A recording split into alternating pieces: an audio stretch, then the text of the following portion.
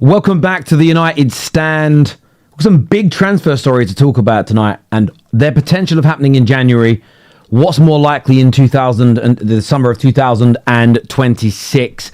But Ineos here sending an interesting transfer warning ahead of what could be either a very busy and popular month or a very quiet month. But there's one thing for sure, and we're going to delve into this in more detail.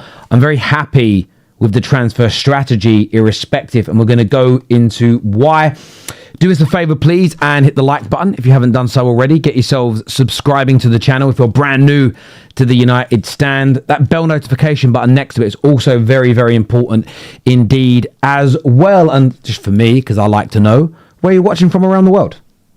Would love to know where you're watching from, what countries, what cities. Don't put your address on the internet, but just countries, cities, regions. It's always nice to know. And hello to Free Irishman. Hello to Jones, Daniel, Warren, Sean, United FC, Emily Derry. Good to see you here tonight. You might have been here last night. I didn't see you. There's always a lot of people watching the United Stand, as you know. And look at the places people are watching from. Bay Area, California, Nigeria, Ireland, the United Kingdom, Botswana, Iran. Crazy. Hello from Dublin, Germany. Amazing. Sheffield Lass. I reckon you're in, I don't know, Singapore? Let me know. It's good to know. I always like to know where people are tuning in from, especially when you're on a platform as big and as popular as the United Stand, because the length and breadth the channel goes is gargantuan. So it's always nice. It's always nice to see. Before you go any further, though, get the admin out of the way. Hit that like button. I know Mark's not a big advocate of asking for it. I just like to remind people more so than you're going to do it anyway, but get it done sooner. So quite a few stories to jump into today, and a really big exclusive article from Nathan Saltz, who is a very respected Manchester United journalist, in relation to what to look forward to over the course of January. And there's a lot of talk about this weekend and who's going to come in, who's going to play, and we can touch on that. But a lot of work is now going in to our next two transfer windows. And I think it's key. Transfers, and I'm sure Marc has explained this before or given his take on it, but transfers don't just start at the beginning of a window. Transfers start weeks and months before a window ever opens. That's why it's worthwhile visiting these stories, looking at the validity of the conversations, and of course having a debate about it as fans. But there's one thing for sure: transfer windows they're imperative and important to everybody. But for me, it doesn't matter how good a job Amorim does, how good a job another manager comes in and does. This squad still needs massive reinforcements, refurbishments, plastic surgery, keyhole surgery, open heart surgery, new teeth in Turkey, new hairlines, just like when I got mine done. Doing all right, for 40. It's all right for 40, It's not bad hair for 40. Give you that, right? Give me that at least. But from my perspective, loads needs to happen in that regard still. And it was really intriguing reading this article, and we're going to go through bits of it with you today as well. You guys saying there's an echo? Really? Is there an echo, or are you guys just telling me that? No, only one person said it. Volume crazy over. Yeah, I can see that. I'm going to sort that out now. It's my OBS. For some reason, my OBS has gone crazy. Bear with me. Let me turn this down. It's just randomly turned itself up.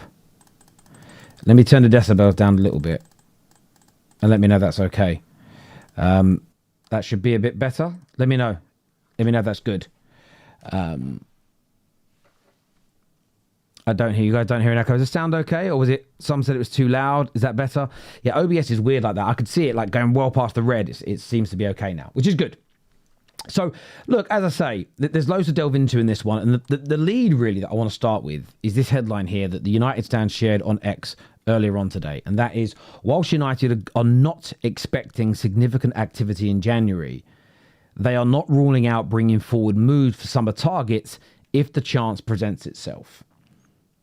And that for me is massive. That for me is huge. Because as much as everybody wants the future today, you all remember being at school, desperate to leave senior school, desperate to be 18, desperate to be an adult. I now look back at it and I feel like a lot of us wish our childhood away, right? Because you always want what's coming next before you've actually got it a lot of the time. So, of course, I want the summer transfers to come in early. But we have to always be mindful that you don't want to overspend, because if you overspend 20 million here, 30 million here, 15 million there, eventually you're going to run out of money. Eventually you're going to need a player and not have the funds there to do it because you have overspent. So I like the fact that we may not have significant signings, because that means we have targets, proper targets, real targets that we're not going to overly deviate from. But should an opportunity arise to land one of those players sooner rather than later, we may jump at it. And I think that's a really important and solid update from my point of view and perspective. From my point of view and perspective, I think that's really, really key indeed. I really do believe that it is. And in the article itself, it goes on. I'm just going to scroll down a little bit more now, and it says here, the feeling for a while now is that United are looking more at market opportunities going into January fixed on landing. Sorry, let me read that again. The feeling now is United are looking more at market opportunities than going into January fixed on landing long-term targets like Elliot Anderson or Wharton. So it's another doubling down that the likes of Anderson and Wharton, Baleba's name is mentioned as well, are our big targets. It does go on to say that, but don't rule out a move for a more low-cost option such as Wolves' João Gomez. And that is a full 4/5 time now João Gomez's name has come up. And as we discussed yesterday, I think just my interpretation of this story is very much United will look at this, Ineos will look at this and say, okay, João Gomez is available now. How much further down the pecking order does he come? How far over the threshold of being good enough does he make it? Do we need that player now? Have we got an injury problem? Does Manu really want to go out on loan? Something could happen that forces our hand. Equally, we might get word from Anderson's camp or Wharton's camp or Baleba's camp. We might push into January and say, look, we're happy to wait until the summer, but we essentially need your assurances now, pre-agreements now, so that we can say goodbye and no to the other targets. And if you suddenly get an and an ah from these players, the club might go, listen, we only want to sign individual. We know this is a process at United, which again, I like. I'd love to know if you do, but a case of if you don't want to commit to us, we are going to look elsewhere, because we only want players that want to come and play for us, which I think is really key. It goes on to say that Semenyo is one to watch, even if Liverpool are viewed as front runners in that particular pursuit, and expect United to be watching Marc Guehi's situation with interest, given his contract will be expiring in 6 months, obviously from the January. A centre-back is on the agenda with limited progress made on extending Harry Maguire's deal, which expires in the summer. He will be free to sign a pre-contract with clubs abroad in the next 6 weeks. As things stand. Whilst United are not expecting significant activity in January, they are not ruling out bringing forward moves for summer targets if a chance presents itself.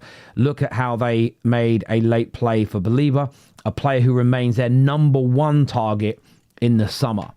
So I think that's a really significant update. Keep an eye on Guehi, keep an eye on Semenyo. We're going to come back to those two in a moment. But from a midfield point of view, my message is simple, and I want to get your takes on this, okay? I really want to get your take on this. Would you rather wait to the summer to land the number one targets? Baleba, Anderson, Wharton, Stiller. Or would you drop one of them for a January signing, a player like João Gomez, who would probably improve us, give us more depth, give us a better option than Ugarte, potentially from the bench? Or would you rather wait until the summer for the club to get its number one targets, the premium players on our list? I'd love you to make that choice. And sometimes I like putting pressure on us as fans, because we're very quick to react when the outcome isn't what we want. Sometimes it's better, do we always state what we want up front? Or do we sometimes leave it a little bit ambiguous, open to interpretation? There's got some of your comments here that are coming through. I love this comment here. It says, this is from Rohan. It says, this mug again. Big up, Terry. Why are all our targets so publicised? I'd prefer an obscure player who performs like Liverpool tend to find often. Look, I think it's one of those difficult things. The reason that a lot of these, thank you for putting it up on the screen. The reason that a lot of these signings are going to end, or targets will be public, isn't coming from our end, in my personal opinion. But it is hard to keep things under wraps. It's very hard to keep things under wraps in the modern day game. Every now and then you see a transfer, you see a deal that nobody's expecting, and it kind of comes out of nowhere. But most of the time now there's a leak of some sort. Even Liverpool, who have been notorious for not having their transfer stories come out in the summer, Wirtz, and I mean, Isak was one of the worst kept secrets of the summer. It was March when that story really started to break. People just played it off because Liverpool don't leak things, but it came out. So I do hear you, but it's very hard now to sign obscure signings or make signings under the radar in the modern day world. Look at the way David Ornstein and Sky and Fabrizio updated on Benjamin Šeško and Gabriel Magalhaes, respectively. It's not even the full update yet because some test results are still being waited for by both clubs. But because of the desperation and the push from fans for information, the journalists push and they push and they push and they push. That's why we end up in these circumstances. If we as fans were a little more patient, I think more transfers would go under the radar. But these journalists are pushing and pushing and pushing every single day. Get a João Gomez in January and a Baleba or Anderson in the summer is what Caleb says here. Caleb says here. Caleb says here. United says, if João Gomez can help us get Champions League, he will pay himself back. He will pay himself... Sorry, I've lost that comment now. Where'd it go? Where'd it go? Where'd it go? Where'd it go? I hate when it does that and it moves. He will pay himself back, not impeding us in getting other targets. And that's the way up, isn't it? That is the big way up in this conversation. But if you drop 35 million on him and he flops and doesn't work, and that eats into your summer budget, can you or will you regret it? That is the big conversation and debate surrounding this, in my view. Remember, this here says from Alex Fletcher, who says, one now that can help secure a higher place in the table. We aren't guaranteed any of our top targets, but push for a top-tier player in the summer.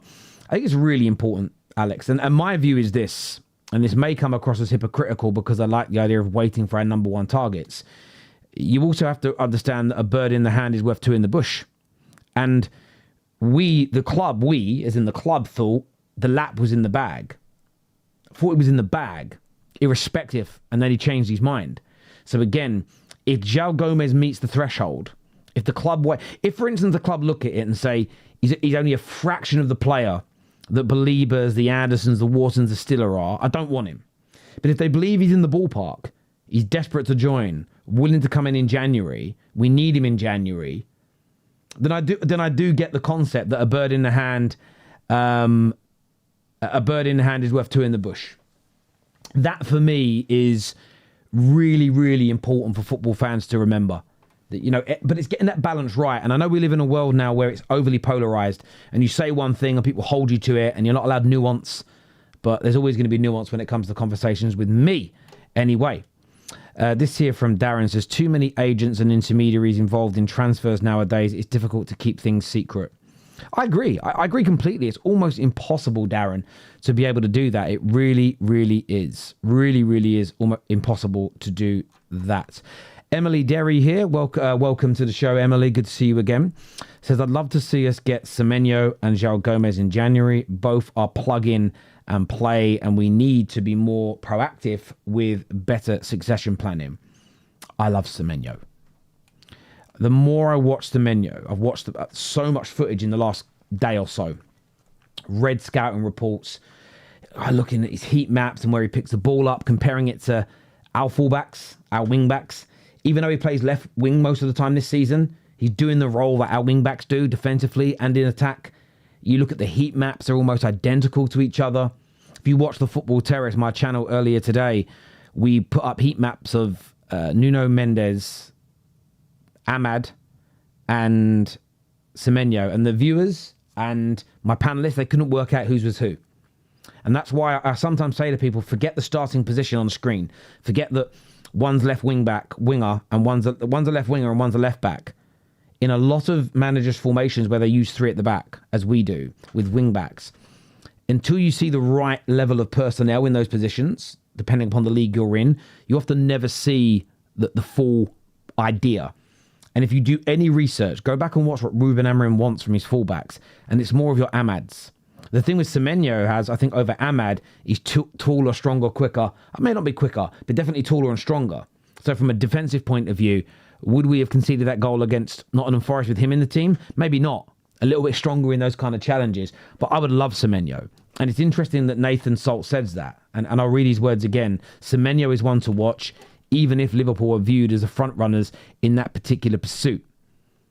And it is very interesting to look at it. Will Liverpool sanction more spending so soon after their summer? Maybe they will. I wouldn't sit here and be shocked. Oh my God, Liverpool spending money. They may need to. The left-hand side hasn't quite clicked for them the way they wanted this year. But I think United should be all over Semenyo. I think we should be saying to him, look, and we all read the report. And I know if you don't like Ineos, if you don't like Amorim, you'll be challenging. I was working with a guy called David earlier today who very much, when I brought this up, said, well, is it true? Is it true? The Athletic have stated in their reports that there's already training sessions going on under Amorim, looking at 4-3-3s, 4-2-3-1s, and a change of formation at some point. Amorim has always said at some point he will change it as well. That's also why I like Semenyo, because I think he can do the left wing-back role brilliantly.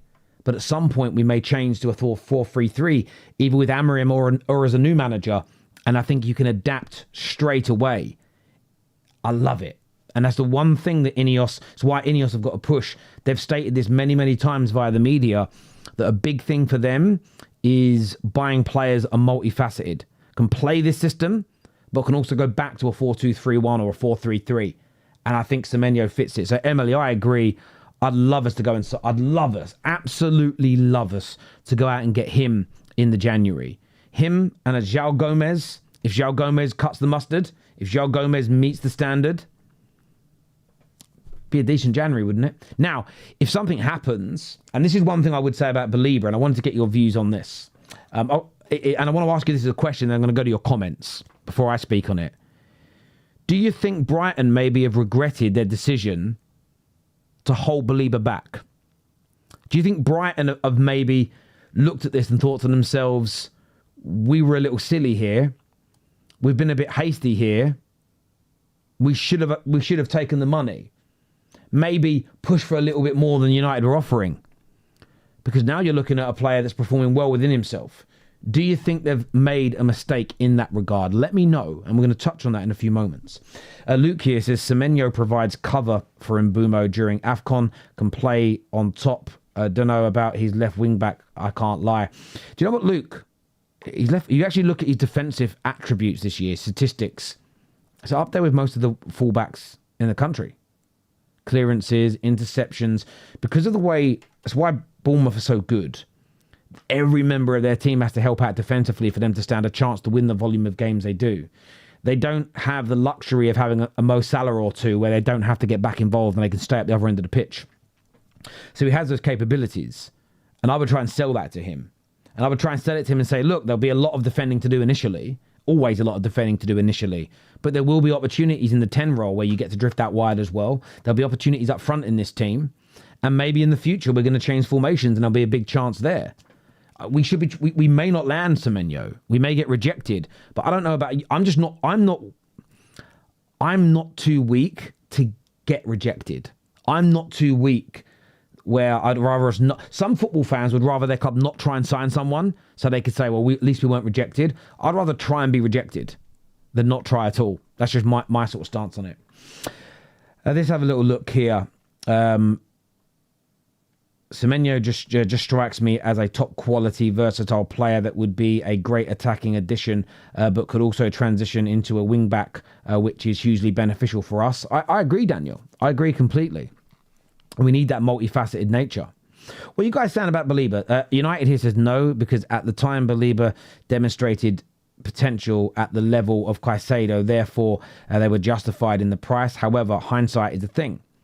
I agree with you. Hindsight. When I used to work in the banking world, I worked with a guy, Dave Watts was his name. Big up Wattsy, if you're watching.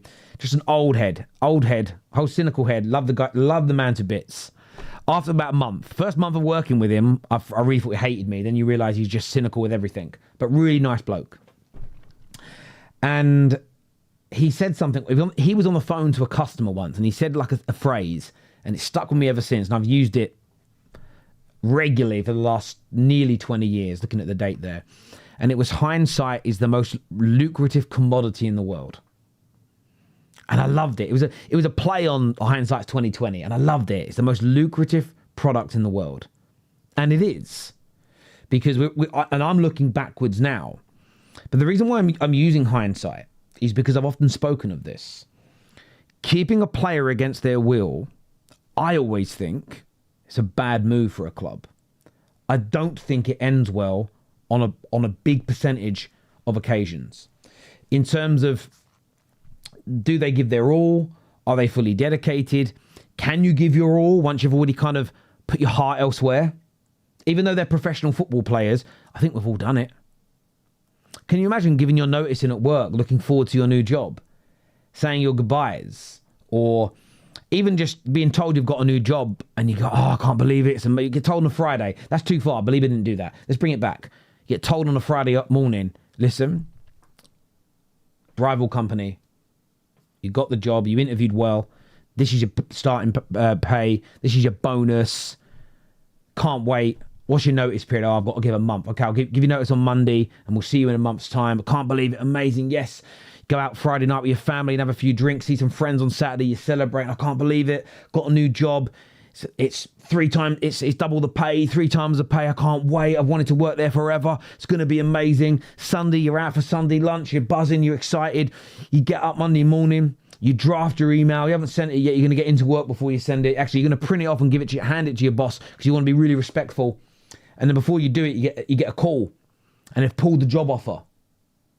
It can be very difficult at that point to then give your 100% all to the job you're in because you've already left in your heart. And I think football players do this sometimes. I think football players will often just always want to join United, Arsenal, Liverpool, City, but it's when they get the chance to, then they can taste it, they can feel it, they can smell it, and then it didn't happen.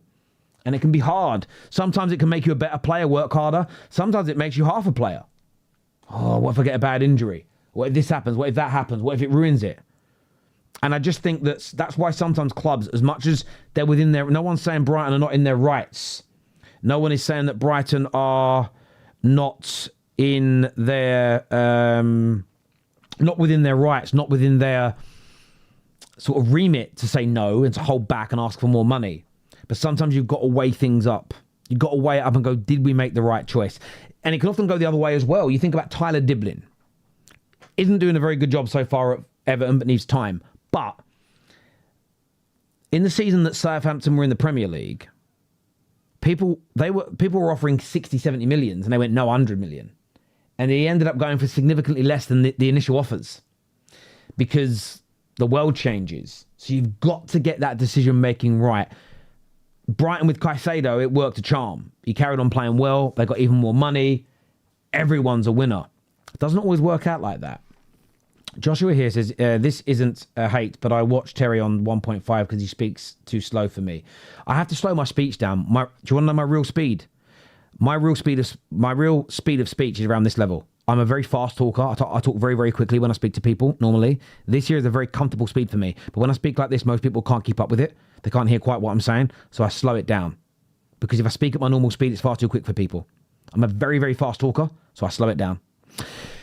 We have been in this position with other players. We have sold C. McTominay. In hindsight, we should have sold him for double. But the deal we did was good value for the players, so he was at that time. Yeah, listen, I agree. I agree with you completely. We look back now and we could probably do with someone like a Scott McTominay in this squad for us. And I saw what Ole Gunnar Solskjaer had to say on the overlap, that he never really had the chance to play McTominay in his best position because we always had holes elsewhere. Which is why, though, whenever it comes to any of the problems at Manchester United, I always look at the club and the squad build, the squad structure. The one thing that has always been, like me and Staffy on the football terrace have always had a lot of arguments over this. I understand why we buy other players at different times, but the lack of investment in our midfield over the past decade is criminal. It's really, really criminal. Daniel Thompson here says, I completely agree, Terry. Once a footballer's head is turned by another potential move to a different club, there's very rarely any going back. Credit to someone like Marc Guehi, who has been very professional. Yeah, I agree. And I think as well, there are some differences in this as well. Like, I don't know Carlos Baleba's history. I'm going to look at it now. Where with Marc Guehi, it's one of them. Marc Guehi is a little bit older as well, and I think it's a little bit easier to deal with when you're a little bit more mature, when you're a little bit older. But barring, I know he went out, he had a couple of appearances, Marc Guehi, in the League Cup for Chelsea. This is a man who, you know, Crystal Palace took a punt on. He became their captain, and I think that gives it a different feel. But at the same time, I mean, Baleba's only a few years younger. It just doesn't always work out for you, and you've got to be really careful when you do it. Really, really careful when you do it. Terry, for 90 million, would you take Baleba or Valverde from Real Madrid? Or I'm probably going to go with Valverde. I'm going to go with Valverde because what Valverde comes with is someone that's handled the pressure at the very, very highest level. My only skepticism is the fact he's 27. And I'm not one of these people that's against buying older players. But with Baleba, because he's 21, if he hits the heights we all expect, you're going to have him for a decade, not 5 years. But Valverde, this man has what has he won? But he's been influential in winning because every single season he's been at Real Madrid or in their first team. 25, 44, 33, 46, 56, 54, 65, and so far this season 15 games. And in that time it's 3 La Ligas, one Copa del Rey, 3 Super Cups, 2 Champions Leagues, 1 Super Cup, 2 World Club Cups, and the Intercontinental Cup. And he has been pivotal in every single one, influential in all of them. And yeah, it's Valverde for me. Valverde, 100%. Baleba right now isn't playing very well either. No, I agree. I agree he isn't. And look, there may be an added benefit in there for Man United in terms of you might be able to drive the price down. That's also why I wouldn't be surprised to see these links to other players. There might be, someone said earlier, why are Man United playing all this out in public? Well, everybody knows we want Baleba. Maybe he is the number one target. But if you get Brighton and the player believing that we're going to go for Gomez and Anderson, maybe the player pushes for an earlier move. Maybe the player pushes for the price to be lowered. Maybe Brighton go, okay, he ain't playing very well. His head's been turned. United are now looking elsewhere.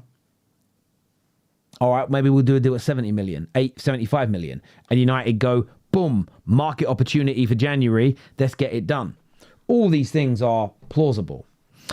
Mike here says, great work on the show, Terry. Keep it up. Thank you, my bro. I appreciate that a lot. I appreciate that loads. Thank you very much indeed.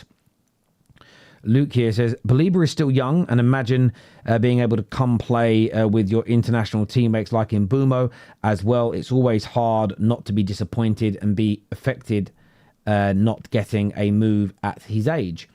Yeah, of course it is. And I think he also looks at it as well and trusts himself. And I think that if we had Baleba this season, there's a chance we're higher than 7th. I think if we had Baleba this season, I know he isn't doing well at Brighton, but I think he would have done well at Man United. I still think he'll turn things round at Brighton if he stays the rest of the season. But could United be 2 points better off? Could we be 3 points better off?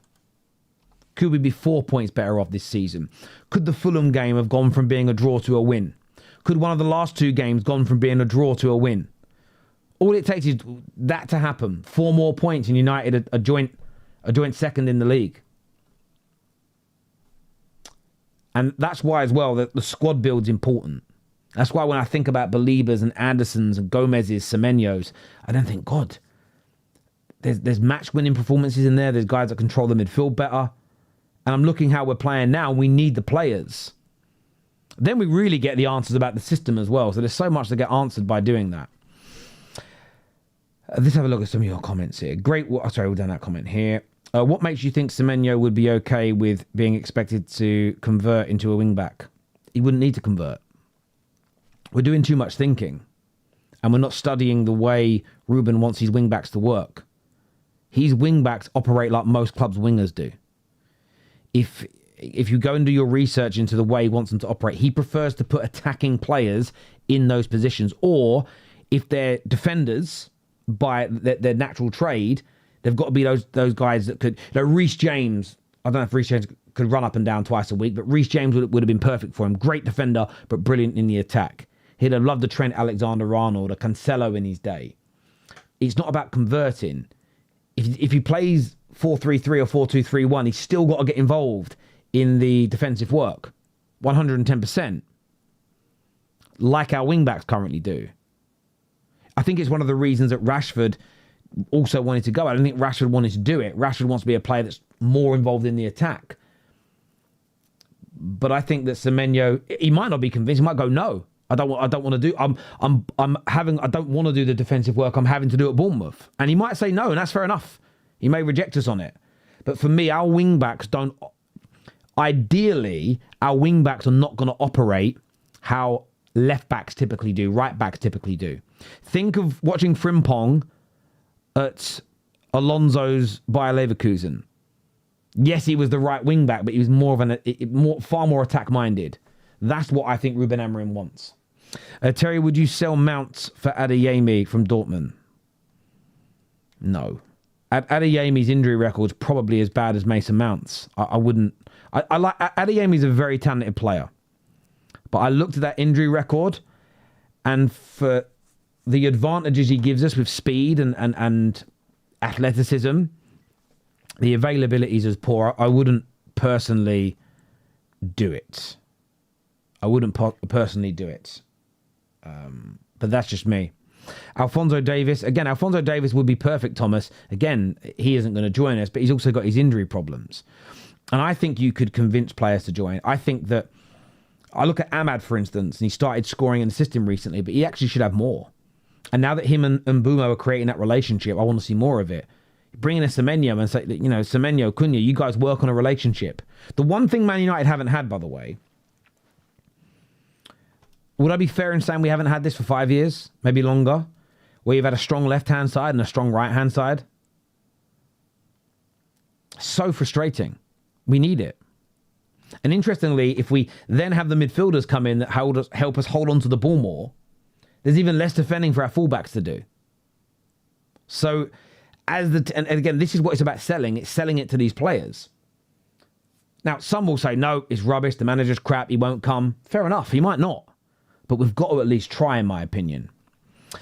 On the morning show, one of the talking points was Semenyo and Xerxes, and one of the questions was, if possible, would you sell Xerxes to get Semenyo? What are your thoughts on that possibility, Terry?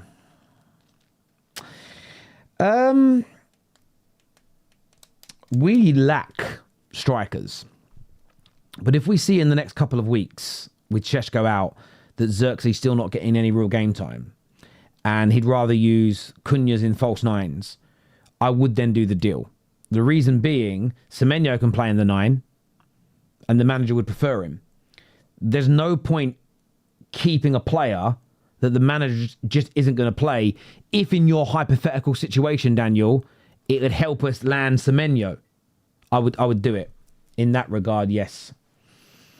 Shout out, Terry, giving you a chance tonight. Thank you. I appreciate it for giving me a chance, my bro. Terry, we haven't had a strong team since Sir Alex Ferguson left. No, I hear you, but we've had moments where the striker's been really good, or we've had a good centre-back, or there's been a good midfielder. We had a period where our left-hand side of our attack, I thought, was one of the strongest in England. But the right-hand side was weak.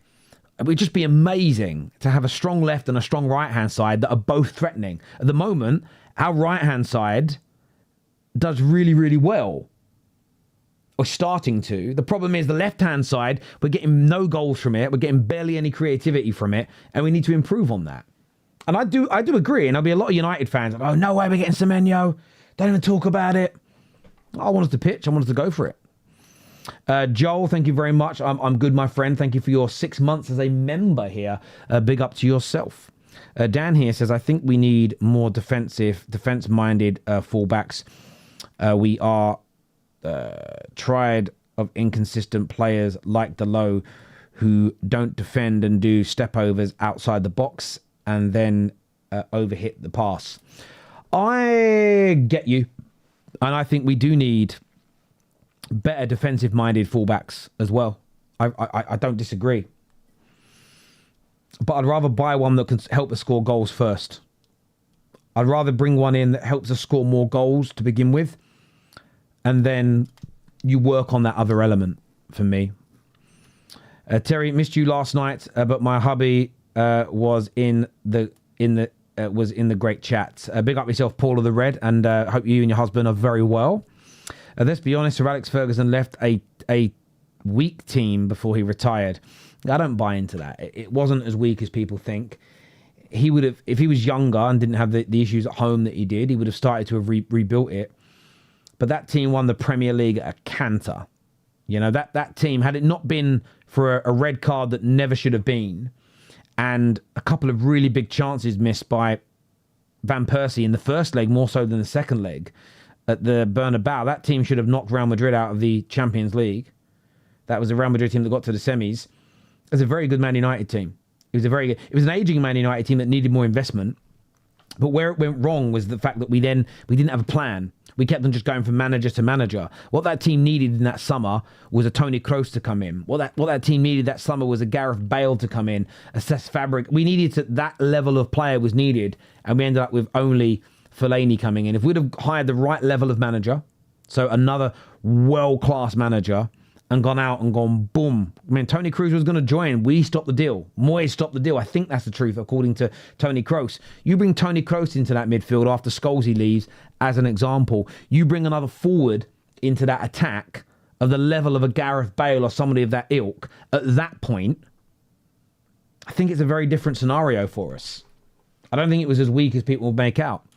Terry, why isn't DeMarco talked about as a good option? 1 year left on his deal, playing well and can teach Dorgu and Lyon. He's also got defensive and attacking output. Yeah, look, he's not a player's name that's on my kind of radar. That doesn't mean he isn't good enough. He isn't a player that should be looked at in that way. I think from my point of view, what is he, 28 years of age? Look, where is he playing? Where is he playing now? Is he back? Is he still at Inter? He is at Inter, and he's playing regularly. Yeah, look, he is a player. I don't know. I've watched him play. Would I be angry or upset if we signed him? Probably not. I just look at Semenyo and I think perfection for what we need. We didn't replace Roy Keane. We did replace Roy Keane. His name was Michael Carrick. It was just a different style of player. Terry, do you think Šeško's injury will get Obi some minutes? No, I don't think it will. I think we're only good. I think Šeško is going to end up only missing 2 or 3 games because they've set up to a month. We're already 2 weeks into that month. He's going to start training again at the beginning of December. So Obi might get some minutes, but I think we start those games with Cunha as the number 9. And I think Xerxes comes on. Maybe if we're losing those games or we need a goal desperately, Obi might be on the bench. We might throw him on. But I don't think he's going to get any real minutes at all. Marv here says, Terry, how's your boy Hayden Hackney doing? To be fair, I haven't watched much of him or Middlesbrough this season. Although I think Middlesbrough, the last time I looked, were doing quite well this season. That might have changed, to be honest with you. Well, they're second in the league. I haven't personally watched any of their games this season, just due to time. I was watching, the reason why I saw Hackney last season more and whatnot is because the fact that Michael Carrick was the manager, so I kept a much closer eye on what Middlesbrough were doing. But I like Hayden Hackney. I like what I saw of him. I know it's the Championship, and that puts a lot of people off. But for me, there's an interesting element in that. Because, Championship, yeah. Where do you think Adam Wharton came from? That's the bit for me that I always like. It's like Adam Wharton was also in the Championship, and for some reason, everybody seems to want to forget that. So, but I haven't watched enough of him this year. Should we start Dorgu or Delo versus Everton? I'd go with Dorgu, personally. Because I think we're going to beat Everton, by the way. I think we'll beat Everton. And I was thinking about this earlier on today. I was out walking my dog, and I was thinking about the game. How will we win? How will we win? How are we going to play? And the one thing that really stood out to me is this is the final acid test. I feel that if we play well, as we've done in most of our, if not all of our home games this season, and win, and if we could add a game where there's not very much adversity, I think something's going to click. Or I think it's shown that something's already clicked, more so with these players, and that Old Trafford is becoming a hard place for opponents to come to. I really do, because that would be, if we were to win, that'd be 5 wins and 1 defeat in 6 games. But it would actually be 6 pretty good performances in that time as well. So I went to the gym earlier. I didn't realise how dirty my hands were from the gym. Apologies. So from my point of view, I think we'll win. I'm excited about the reaction to a win. And I would, in terms of players, Dorgu would start for me. Cunha's going to start in the number 9. There's no doubt about that. But I'd have Dorgu over there. Everything else kind of picks itself. I'd have Yoro back in the team. The Lit's got to be in the side. It looks like the Sandro Martinez is back in the team. I would start Luke Shaw. But this is the kind of game at home. If Lissandro's on that bench, give him 20, 25 minutes to come on, start getting a feel. Because I feel like once we can add him back, him stepping into those midfield areas, it's another level of our game that we could potentially go up. T here says, I would start Xerxes against Everton. He did well against them last year. That's very true. He did score a brace against them last year. It's a very, very good point. At Coventry, Sakamoto at Coventry is a brilliant player, and no one looks at him because he's 28, 29. Sad. Yeah, I don't know who he is, to be fair with you. I don't know who he is, top of my head.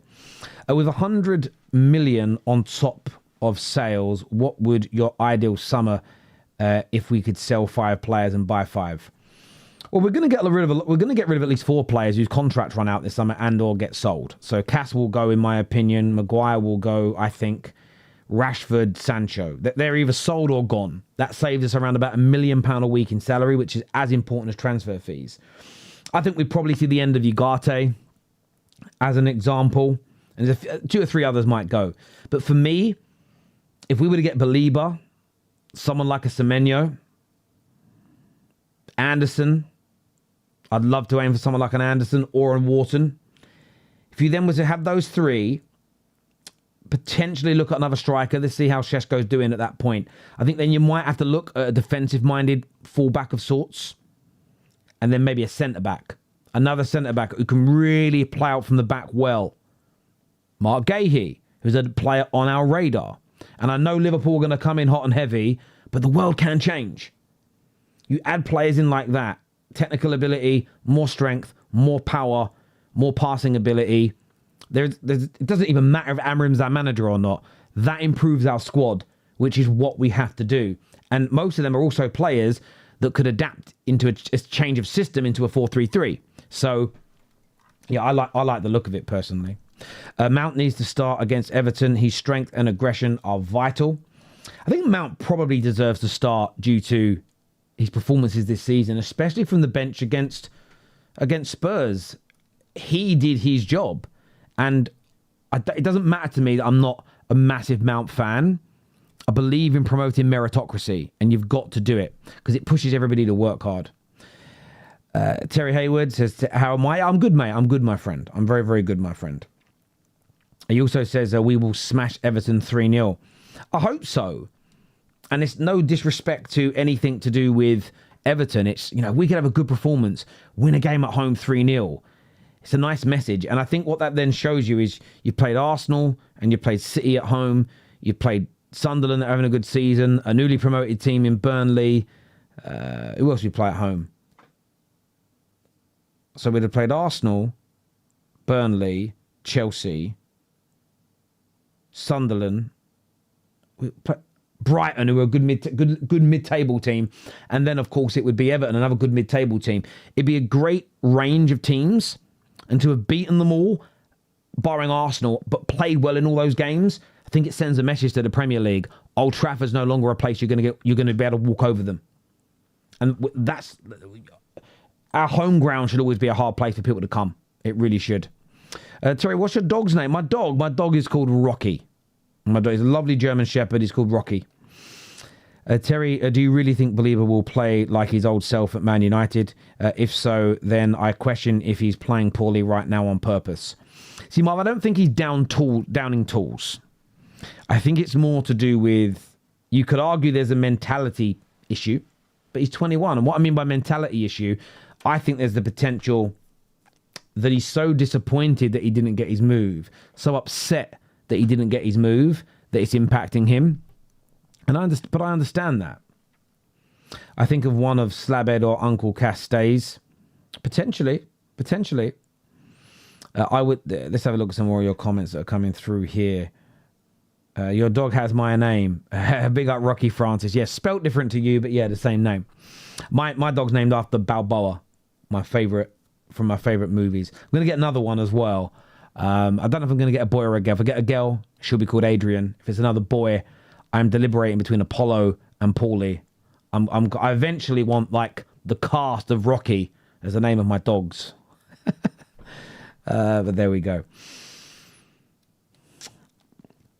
We struggle against low blocks, but we should have enough to beat Everton. But that's also a great point, T, and I think that's one of the reasons why this game I think is a real good acid test for us. Because if you then look at the teams who've played at home, there's low blocks, there's attacking sides, there's top, title challenging and Champions League teams. You've got a real breadth and width. If we suddenly lose this game and/or look really poor, you're still going, oh, have we really turned the corner? But I feel that. I want the away form to improve and I'll still put pressure on that. But wouldn't it be, I don't know about you, I'm starting to get to a point where I look ahead at our fixtures and go, oh, we're at home.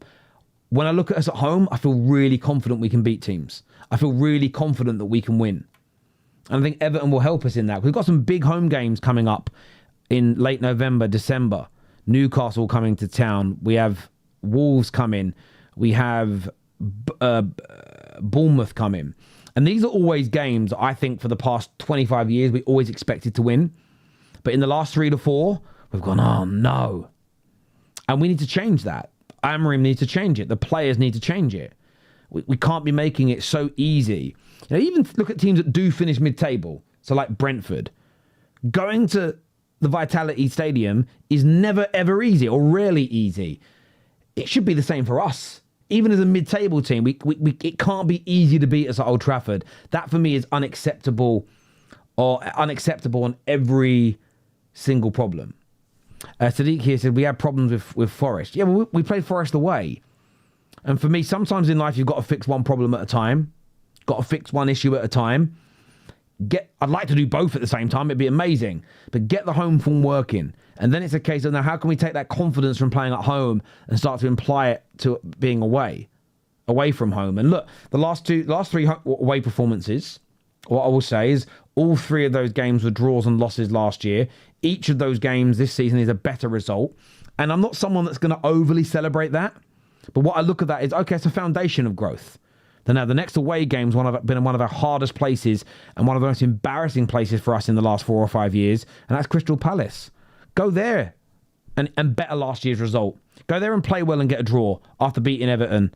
Then you play Bournemouth, beat them, and you go, okay, well, we're still not perfect. No one's expecting perfection. I'm not expecting perfection right now, but grow from that. Keep growing, keep getting better. I know we all want to get to a point where we really can challenge for the Prem, but we have to have a step change. Satchit here says, high time we start giving chances to our younger players. Your thoughts? Look, I'm a massive advocate for giving youth an opportunity. I also understand, though, that Amorim, partly his fault and partly the situation he inherited. Remember, when he won back-to-back games, it was his first time in 10 months, but it was the club's first time in nearly 2 years. The club had been going through that bad period. His win percentage is now increasing, but the win percentage he had for the whole of last season when he inherited the team to the end of the campaign was the same win percentage we'd had since the February of that same year. So he took over a bad team, didn't improve it straight away. Okay, and that for me, there is big criticism. He needs to be able to win games, and I think his fear is if I give a kid a chance and they don't deliver and we lose the game, the media, the fans, the pile-on. And he's in a really... I think we'll start to see more youth when Amorim can handle a few defeats without the media writing his obituary. Without the Amorim... Like maybe when the Amorim outers are off his back after a bad game or two, you'll start to see a little bit more of that. It's also, for me, not a great environment to put a kid into where you got to win today. And not you've got to win because we're trying to win the league, but you've got to win as all hell's going to break loose. I don't know if it's a conducive environment, personally. Some will see it different and say, no, that's the pressures they've got to handle. I've looked at those pressures kill nearly every player that's joined our club or come out of our academy in the last 13 years. So I'm rejecting the notion of doing it again. So as much as people go, no, they can't handle it, they're not right for us. Well, we've been saying that for 10 to 15, getting towards 15 years. It hasn't really worked yet. So maybe a different approach works. But a lot of those fans can't say that publicly because their whole online persona is always being angry at the club. So they can't advocate for time and care and patience because it means no one will listen to their opinions. So I do get it. Form is temporary, class is permanent. Interested to see how Baleba goes throughout the season. Yeah, and he is still young. I mean, he could have come to United and started off slowly. Look at Isak and Wirtz and Kirkes at Liverpool.